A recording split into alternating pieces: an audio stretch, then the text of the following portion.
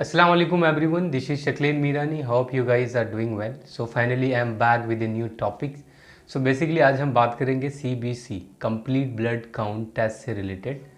ये सबसे बड़ा एंड कॉमन टेस्ट है। लिटरली हर एक इंसान का कभी न कभी ब्लड काउंट ज़रूर होता है। ऑलमोस्ट ये टेस्ट हर बीमारी के स्टार्टिंग स्टेज में किया जाता है। So let's move on the topics. किसी कंप्लीट ब्लड काउंट एक ब्लड टेस्ट है जिसमें आपके ब्लड को ही चेक किया जाता है। ब्लड के अंदर जो जो मटेरियल्स होते हैं मींस जो जो चीज़ें होती है उनकी quality, quantity, shape, size, concentration सब देखा जाता है। So what is seen inside the blood. So पहले आरबीसी को ही ले लेते हैं।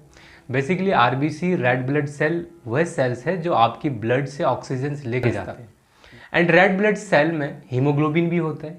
एंड हीमोग्लोबिन एक प्रोटीन है जो रेड ब्लड सेल के अंदर होता है जो ऑक्सीजन लेके जाता है।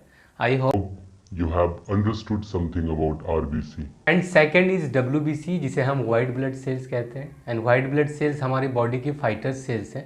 These are of 5 types. So first is lymphocytes. So अगर लिम्फोसाइट ज़्यादा है तो इन्फेक्शंस या ब्लड कैंसर्स, और अगर लो आता है तो हायर रिस्क ऑफ इन्फेक्शंस या ऑटोइम्यून डिजीज़ की कई सारे इन्फेक्शंस को इंडिकेट कर सकते हैं। उसके बाद आता है न्यूट्रोफिल्स। और न्यूट्रोफिल्स बॉडी के इन्फ्लामेशंस के जाते हैं। अगर न्यूट्रोफिल्स ज़्यादा हो सकता है तो पेन रहा होगा या फिर कोई इंजरी हो रही होगी। और अगर न्यूट्रोफिल्स कम से आ रहे हो तो इम्यून डिजीज़ या लो इम्यूनिटी को इंडिकेट कर सकते हैं। उसके बाद एसनोफिल। अगर एसनोफिल ज़्यादा आ रहा है तो आपको एलर्जी की टेंडेंसी ज़्यादा है। और अगर कम आ रहा है तो सेप्सिस या कोई अदर इन्फेक्शंस को इंडिकेट कर सकते हैं। उसके बाद आता है बेसोफिल। अगर बेसोफिल ज़्यादा हो तो ल्यूकेमिया या ऑटोइम्यून डिजीज़। और अगर कम आ रहा है तो बेसोफिल्स अगर कम आ रहा है तो ब्लड कैंसर या हेपेटाइटिस को इंडिकेट कर सकते हैं।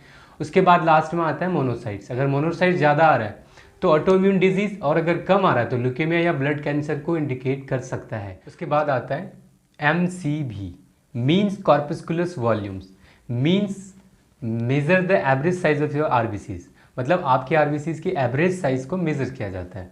उसके बाद आता है MCH मीन्स कॉर्पस्कुलस हीमोग्लोबिन। मतलब आरबीसी में हीमोग्लोबिन के अमाउंट की मेजर किया जाता है। उसके बाद आता है MCHC मीन्स कॉर्पस्कुलस हीमोग्लोबिन कॉन्सेंट्रेशंस, जो आरबीसी को डिफरेंट फिजिकल कैरेक्टर्स को डिफाइन करने में हेल्प करता है। उसके बाद आता है प्लेटलेट्स वो टाइप्स के सेल्स हैं जो आपके ब्लड को क्लॉट करके ब्लीडिंग को रोकता है। प्लेटलेट को थ्रोम्बोसाइट्स भी कहते हैं। अगर प्लेटलेट कम हो तो ब्लीडिंग ज़्यादा हो सकती है, जिसे हम थ्रोम्बोसाइटोपिनिया बोलते हैं। अगर प्लेटलेट ज़्यादा हो तो थ्रोम्बोसाइटोसिस हो जाता है। उसके बाद आता है PCV पैक्ड सेल वॉल्यूम। इसे हम हेमेटोक्रिट भी कहते हैं। इसका मतलब ये होता है कि ब्लड के अंदर जो रेड ब्लड सेल्स है वो कितने % ब्लड का वॉल्यूम ले रहे हैं। I hope you like the video. If you like the video, please like, share and subscribe my channel. Thank you so much. See you in the next video. Bye.